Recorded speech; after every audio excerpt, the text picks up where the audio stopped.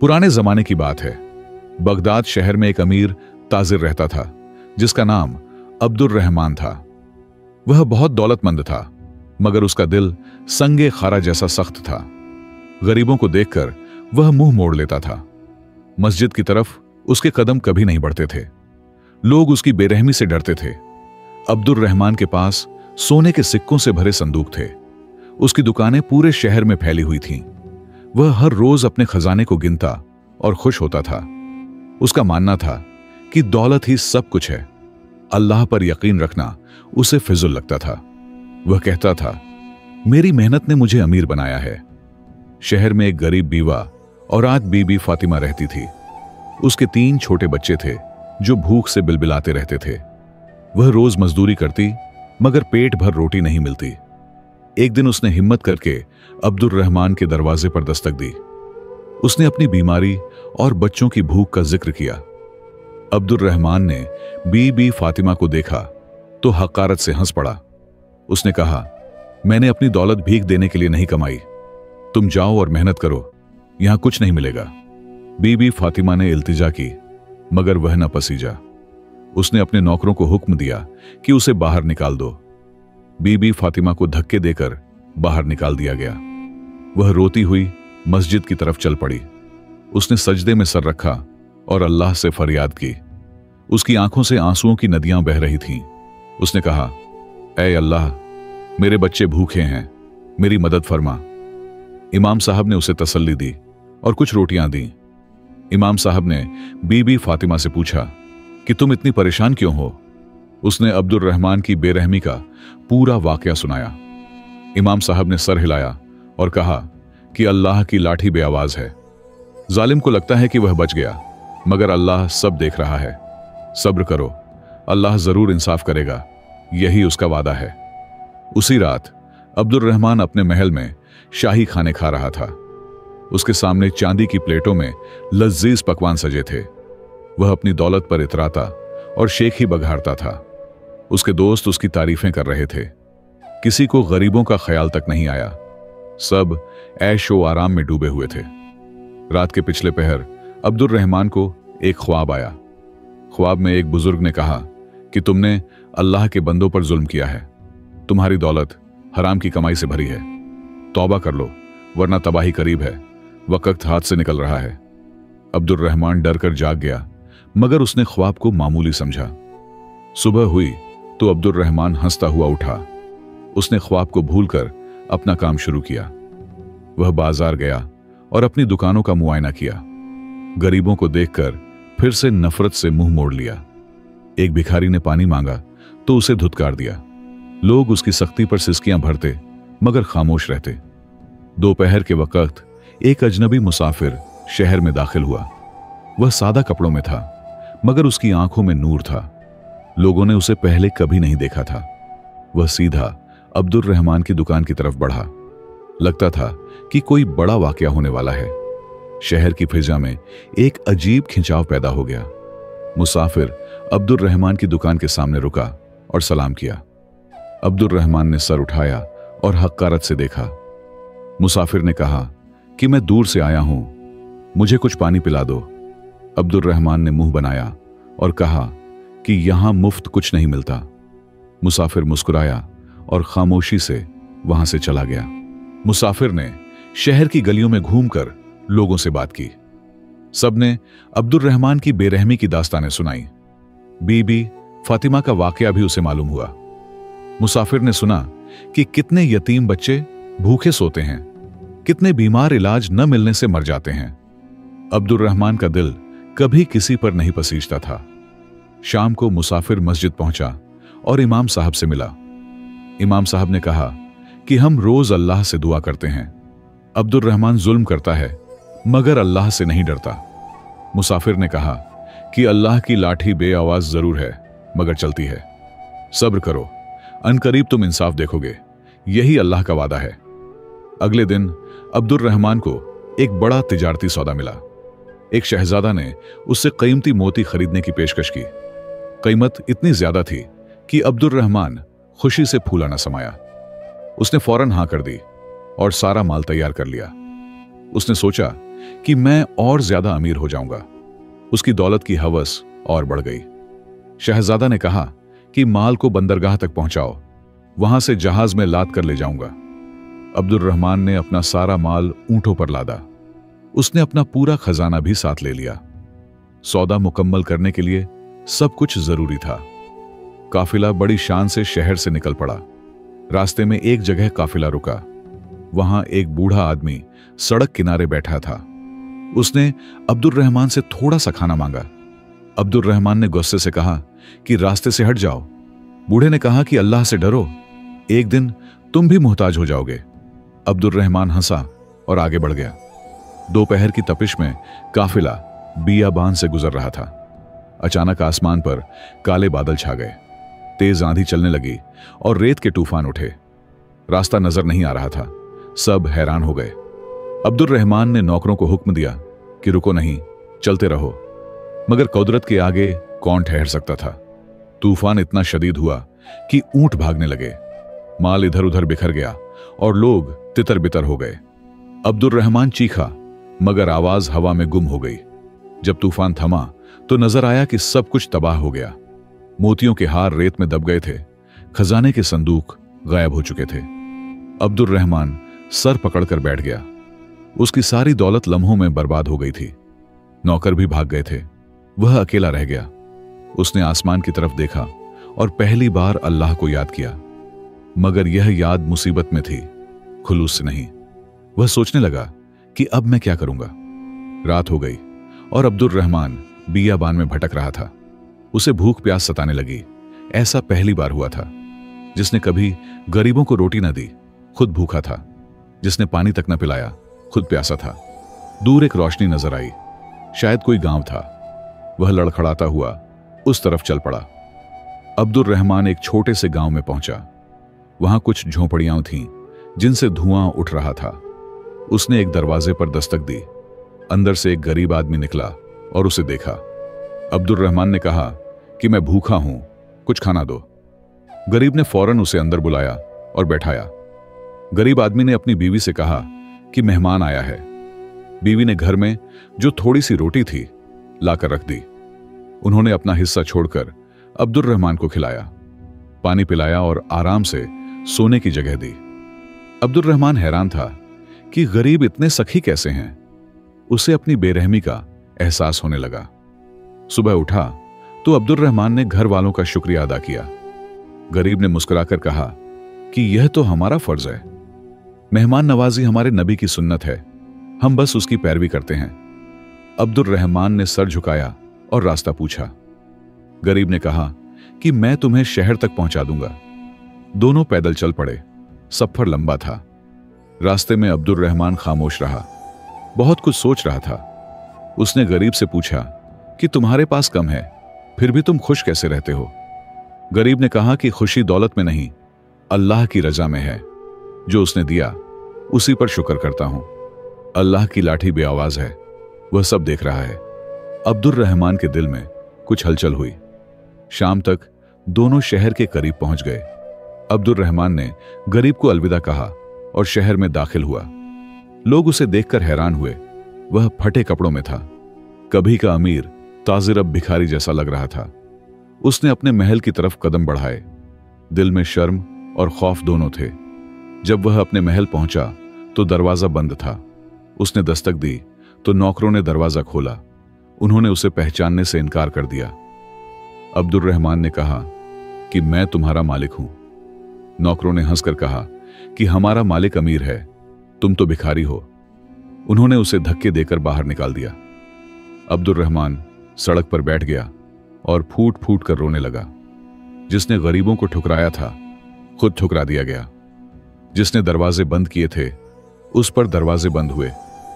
अब उसे समझ आया कि अल्लाह की लाठी वाकई बेआवाज है। सज्जा धीरे आती है मगर जरूर आती है। उसने आसमान की तरफ हाथ उठाए। उसने अल्लाह से माफी मांगी और तौबा की। उसने कहा, ऐ अल्लाह, मैंने बहुत जुल्म किए हैं, गरीबों पर रहम नहीं किया, तेरे हुक्म को नहीं माना। अब मैं समझ गया हूं कि दौलत सब कुछ नहीं, तेरी रजा और रहमत ही असली दौलत है। आंसुओं से उसका चेहरा भीग गया। तौबा सच्ची थी। रात वहीं सड़क पर गुजरी। सुबह हुई तो वह मस्जिद की तरफ चल पड़ा। इमाम साहब ने उसे देखा और पहचान लिया। अब्दुर रहमान ने अपनी पूरी कहानी सुनाई और तौबा की। इमाम साहब ने कहा कि अल्लाह बहुत रहीम व करीम है, जो सच्चे दिल से तौबा करे उसे वह माफ कर देता है।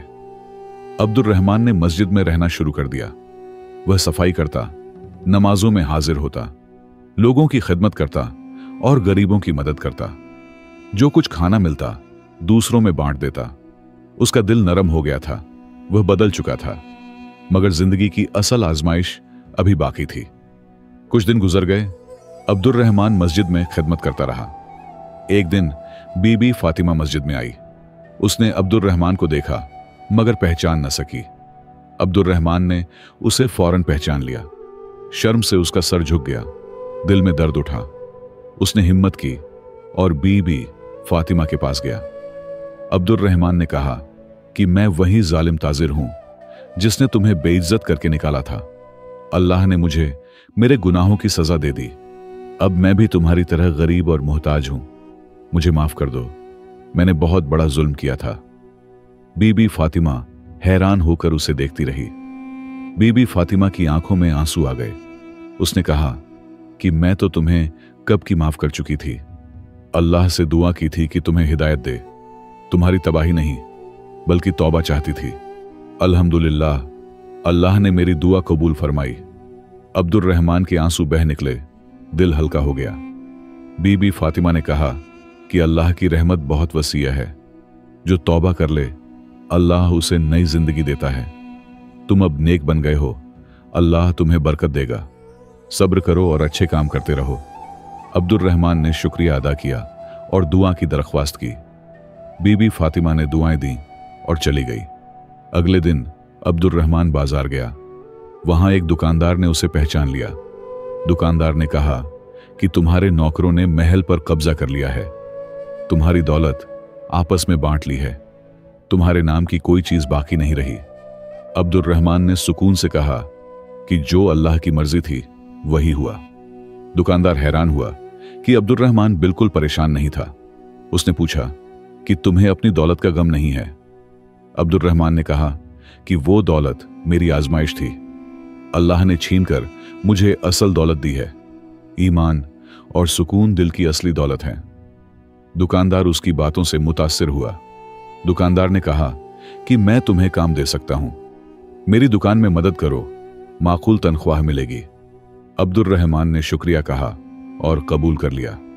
उसने ईमानदारी से काम करना शुरू किया। जो तनख्वाह मिलती आधी गरीबों में बांट देता। लोग उसकी तब्दीली देखकर हैरान थे। कुछ महीने गुजर गए। अब्दुर रहमान की नेकनामी मशहूर हो गई। लोग उससे मशवरा लेने आने लगे। उसकी बातों में हिकमत और तजुर्बा था। वह हर किसी को सब्र और तवक्कुल की तालीम देता। कहता कि अल्लाह की लाठी बेआवाज है, नेकी करो, अल्लाह जरूर बदला देता है। एक दिन वही मुसाफिर फिर शहर में आया। उसने अब्दुर रहमान को देखा और पहचान लिया। मुसाफिर ने पूछा कि क्या तुम वही ताजिर हो? अब्दुर रहमान ने कहा कि हां, मगर अब मैं बदल गया हूं। अल्लाह ने मुझे सजा दी तो रास्ता भी दिखाया। मुसाफिर मुस्कुराया और कुछ कहने लगा। मुसाफिर ने कहा कि मैं आम मुसाफिर नहीं था, अल्लाह ने मुझे भेजा था तुम्हें आजमाने के लिए। तुम्हारी तौबा सच्ची थी, अल्लाह राजी हुआ है। अब तुम्हारे लिए खुशखबरी है, सब्र का फल मिलेगा। अब्दुर रहमान हैरान रह गया, समझ नहीं आया क्या कहे। मुसाफिर गायब हो गया, जैसे था ही नहीं। मुसाफिर के गायब होने के बाद अब्दुर रहमान सोच में पड़ गया। उसने किसी को यह वाकया नहीं बताया। दिल में अल्लाह का शुक्र अदा किया और काम में लग गया। अगले दिन दुकानदार ने उसे एक अहम काम सौंपा। एक ताजिर को माल पहुंचाना था दूसरे शहर में। अब्दुर रहमान ने जिम्मेदारी कबूल कर ली। सफर की तैयारी करते हुए अब्दुर रहमान ने सदका किया। जो कुछ बचत थी गरीबों में बांट दी। बीबी फातिमा को भी कुछ रकम दी। इमाम साहब से दुआ ली और सफर पर निकल पड़ा। रास्ता वही था जहां पहले उसका काफिला तबाह हुआ था, मगर अब उसका दिल बिल्कुल अलग था। बियाबान से गुजरते समय उसे एक जख्मी आदमी मिला। वह राहजनों से लूटा हुआ और जख्मों से चूर था। अब्दुल रहमान ने फौरन रुककर उसकी मदद की। जख्मों पर पट्टी बांधी, पानी पिलाया और साए में लिटाया। उस व्यक्ति ने आंखें खोली और शुक्रिया अदा किया। अब्दुल रहमान ने कहा कि यह मेरा फर्ज है। जख्मी ने अपना नाम अहमद बताया। वह एक बड़े सुदागर का बेटा था। राहजनों ने उसे लूटकर छोड़ दिया था।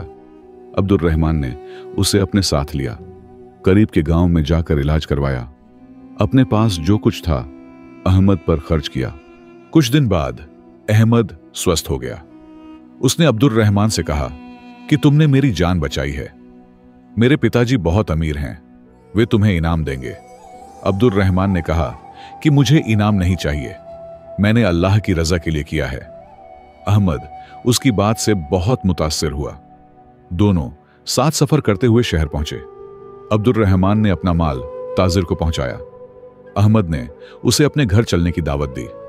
अब्दुल रहमान ने इनकार किया, मगर अहमद ने जिद की। आखिरकार वह मान गया और अहमद के साथ चल पड़ा। रास्ते में अहमद अपने पिताजी की तारीफें करता रहा। अहमद के घर पहुंचे तो बड़ा शानदार महल था। नौकरों ने दरवाजा खोला और दोनों अंदर गए। अहमद के पिताजी बाहर आए और बेटे को देखा, खुशी से गले लगाया।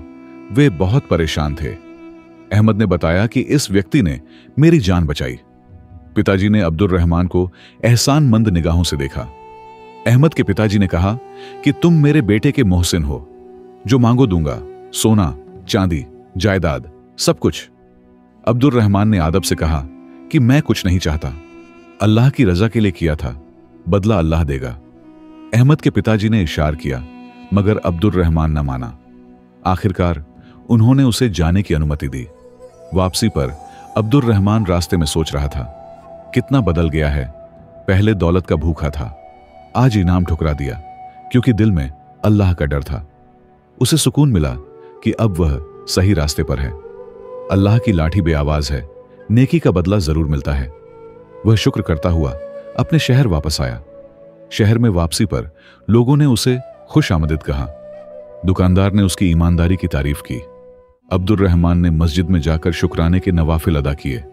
उसने दुआ की कि अल्लाह उसे नेकी पर कायम रखे। जिंदगी सादी थी, मगर दिल को सुकून था। मगर अल्लाह की तकदीर में कुछ और लिखा था। कुछ हफ्ते गुजर गए। अब्दुल रहमान अपनी सादी जिंदगी में खुश था। एक दिन शहर में शाही मुहाफिज आए।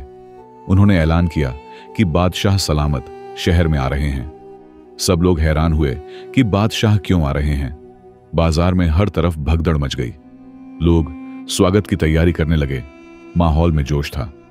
बादशाह का काफिला शान से शहर में दाखिल हुआ। हाथी, घोड़े और सैनिकों का लश्कर था। बादशाह ने सबसे पहले मस्जिद में आने का हुक्म दिया। वहां इमाम साहब से मुलाकात की और सलाम किया। फिर पूछा कि अब्दुल रहमान नाम का व्यक्ति कहां है। सब हैरान थे कि बादशाह उसे क्यों ढूंढ रहे हैं। अब्दुल रहमान को बुलाया गया। वह डरते हुए आया। बादशाह ने उसे देखा और मुस्कुराए। साथ में अहमद और उसके पिता भी थे। अब्दुल रहमान समझ नहीं पाया कि मामला क्या है। बादशाह ने कहा कि यह अहमद मेरा भांजा है, तुमने उसकी जान बचाई, मैं तुम्हारा एहसानमंद हूं। अब्दुल रहमान ने अर्ज किया कि मैंने कोई एहसान नहीं किया, यह तो इंसानियत और इस्लाम का हुक्म था। बादशाह ने कहा कि आजकल ऐसे लोग कम हैं। अहमद ने तुम्हारी पूरी कहानी मुझे सुनाई है। तुम्हारी तौबा और तब्दीली बहुत बड़ी चीज है। लोग सिर हिलाने लगे। सब मुतासिर हुए। बादशाह ने कहा कि मुझे एक ईमानदार गवर्नर चाहिए। इस शहर का वाली बेईमान निकला है। मैं तुम्हें यह जिम्मेदारी देना चाहता हूं। अब्दुल रहमान ने घबराकर कहा कि मैं इस काबिल नहीं। बादशाह ने कहा कि जो अपनी कमजोरी जानता है वही काबिल है। तुम्हारा ईमान और तजुर्बा काफी है, कबूल करो। अब्दुल रहमान ने इमाम साहब की तरफ देखा। इमाम साहब ने कहा कि यह अल्लाह का इनाम है, नेकी का बदला अल्लाह जरूर देता है, कबूल करो और इंसाफ से हुकूमत करो। अब्दुल रहमान ने सर झुकाया और कबूल कर लिया। लोगों ने खुशी से नारे लगाए। शहर में जश्न हुआ। अल्लाह की कुदरत का यह करिश्मा सबने देखा। बादशाह ने हुक्म दिया कि पुराने वाली को पकड़ो। जब वाली को लाया गया तो लोग चौंक गए। वह अब्दुल रहमान का साबिक नौकर था जिसने दौलत लूटी थी। उसने रिश्वत से वाली का ओहदा खरीदा था। बादशाह ने उसकी बेईमानी की फहरिस्त सुनी। हुक्म दिया कि उसे कैद में डालो और माल जब्त कर लो। अब्दुर्रहमान ने देखा कि अल्लाह की लाठी वाकई बेआवाज है। जिसने धोखा दिया वह पकड़ में आया, जिसने जुल्म किया उसे सजा मिली। खुद अब्दुर्रहमान जो तबाह हो गया था, अब इज्जत मिली। अल्लाह ने तौबा कबूल की और नेकी का सलाह दिया। यह सब अल्लाह की हिकमत और मंसूबा था। अब्दुर्रहमान ने हुकूमत संभाली और इंसाफ से काम किया। गरीबों की मदद को पहली तरजीह दी। बीबी फातिमा जैसे लोगों का खास ख्याल रखा। हर फैसले में अल्लाह का डर और इंसाफ को ध्यान में रखा। शहर में खुशहाली आ गई। लोग दुआएं देते थे। सब कहते कि अल्लाह नेक बंदों को जरूर नवाजता है। मीर प्यार दोस्तों, अल्लाह की लाठी बेआवाज है मगर चलती जरूर है। जालिम को लगता है बच गया मगर सजा आती है। नेक इंसान मुसीबत में हो तो सब्र करे, अल्लाह इनाम देता है। तौबा करना कभी देर नहीं होती, अल्लाह बख्शने वाला है। यह कहानी हमें सिखाती है कि ईमान और नेकी ही असली दौलत हैं।